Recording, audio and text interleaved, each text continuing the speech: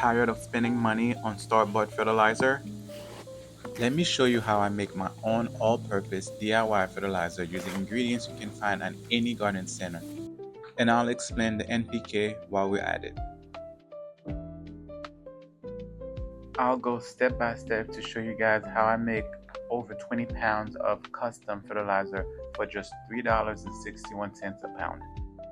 To mix your fertilizers, I use three main ingredients: NPK, which stands for nitrogen, phosphorus, and potassium. It is what your plants need to thrive, and I mix mine from scratch. And I use these powerhouse blend of organic ingredients. Blood meal is high in nitrogen. It gives your plants that deep green color and fuels leafy growth. It is great for veggies, leafy greens, and young trees that need a boost. And for this mix, I use 1 part, which is equal to 3 pounds. Bone meal is rich in phosphorus and calcium. It helps roots grow deep and strong and supports flowering and fruiting. I use more of this for fruit trees and flowering plants. For my mix, I use 2 parts, which is equal to 6 pounds, or between 6 and 8 pounds. It works best when mixed into the soil. It breaks down slowly over time. Next, we have potash, and that is your potassium source.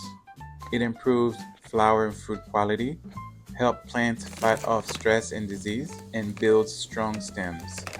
It is especially useful for heavy feeders like tomatoes, bananas, and melons. And for minerals, I like to use Azomite. It is a volcanic rock dust with over 70 trace minerals. It doesn't give NPK, but it brings worn out soil back to life. Think of it like a multivitamin for your plants. It has minerals like zinc, copper, and magnesium. And these minerals helps with nutrient absorptions. It is not necessary, but I like to use a little bit of worm casting as well. I use about a 1/4 cup. It adds beneficial microbes, organic matter, and a touch of slow release nutrients. It also improves soil texture and helps roots absorb more. It is very gentle on seedlings and it doesn't burn plants. I also added some crab meal. It is good for pest defense. It contains chitin, which boosts plant immunity and helps reduce nematodes in the soil. I use this because my backyard has nematode issues and it really helps. I top everything with a little bit of mycorrhizal fungi that helps connect plant roots and acts like an underground network. It helps plants pull more nutrients and water from the soil. It is especially important for transplanting trees or seedlings. Once everything is in the bin, I give it a good mix until it's evenly blended. It should look rich, crumbly, and well balanced, and ready to feed your garden. And here's what the final blend looks like. It is rich, earthy, and packed with nutrients. After my calculations, this batch made over 20 pounds of fertilizer for $72.98 in total. That's just about $3.61 a pound. Store-bought would cost double or more.